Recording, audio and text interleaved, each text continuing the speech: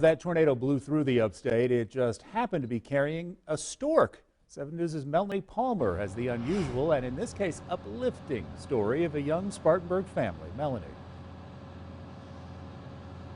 Gordon, a crazy last 24 hours for the Spartanburg family. Their home right here was left in the path of destruction after a tornado came barreling through Spartanburg yesterday. And when Sarah Brooks took one look at what was left of her house, she went into labor.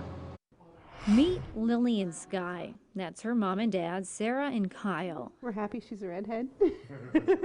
Lillian wasn't supposed to be born until next week, but the Brooks didn't plan on a tornado.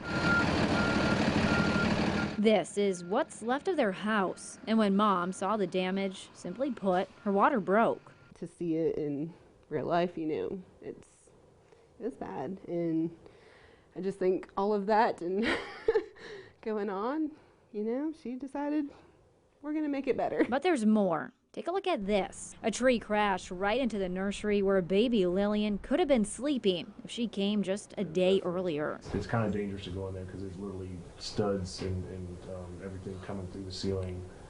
There's huge holes.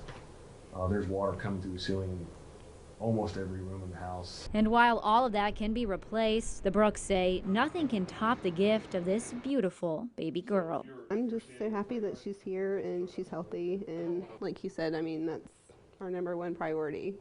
Everything else can be replaced. She can't. And while Lillian's middle name is Skye, the nurses have their own middle name for her, Stormy.